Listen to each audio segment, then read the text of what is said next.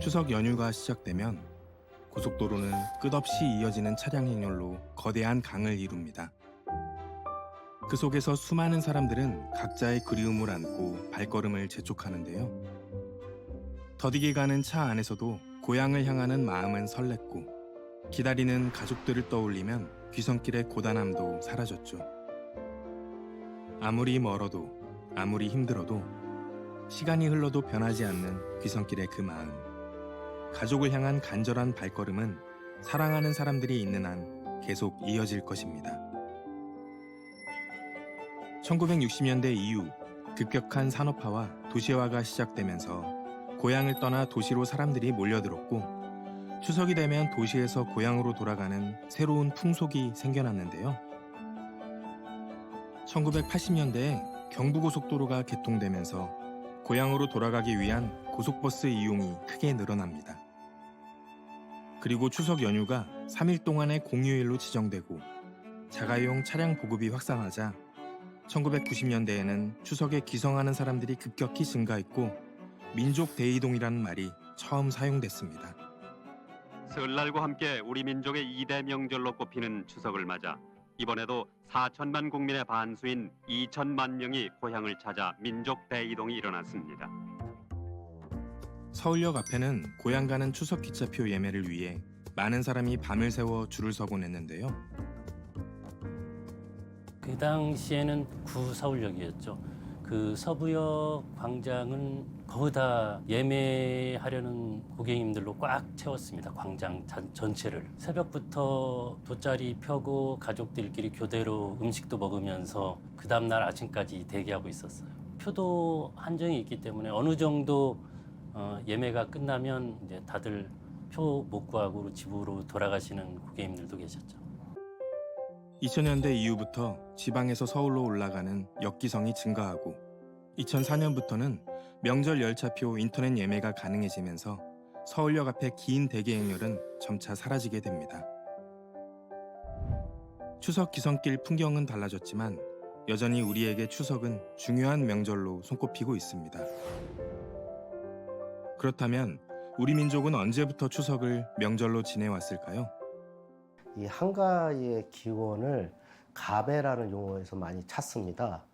근데 이 가배라는 용어는 삼국사기의 그 유리왕조, 그러니까 1세기경에 그 7월 15일부터 8월 15일까지 길쌈내기를 해서 이 진 팀이 뭐 한턱을 크게 냈다. 그거를 가배라고 한다라는 그 기원이 거기서 됐고요. 또 하나는 신라인들이 3일 동안 뭐 음주가무와 뭐 맛있는 음식 이런 걸 먹는다라는 이런 기록을 통해서 이미 이 추석은 삼국시대의 중요한 명절로 여겼고요. 추석하면 떠오르는 음식 송편도 고려시대 문헌에 등장하는 것으로 보아 이미 그때부터 보편화된 음식인 것으로 여겨지는데요.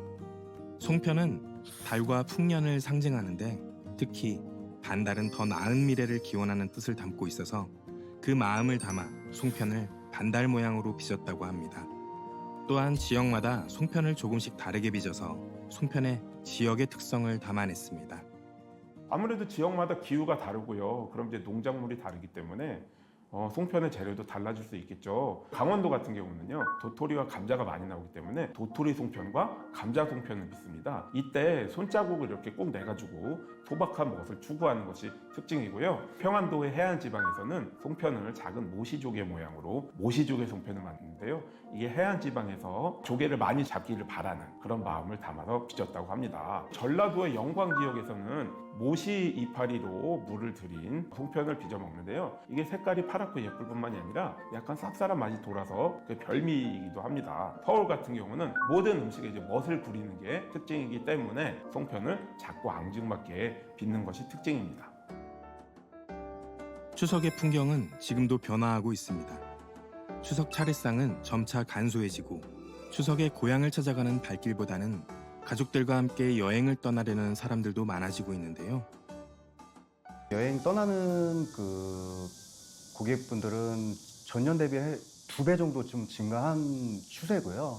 아버님, 어머님을 모시고 이제 같이 그 자제분들이 이제 떠나는 여행도 많아지고요. 부모님을 먼저 이제 찾아뵙고 나서 그냥 친구들과 같이 함께 이제 떠나는 그런 여행객들도 많아지는 추세인 것 같습니다. 이미 현대적인 변화가 차례상에 벌어지고 있습니다. 직계조상회 같은 경우 그분들이 좋아했던 음식, 치킨이나 피자 같은 것들을 스스럼 없이 차례상에 올리는 문화가 이미 슬슬 정착이 되고 있거든요. 차례상의 미래는 현재 와 있는 것이 아닌가 이렇게 보고 있습니다.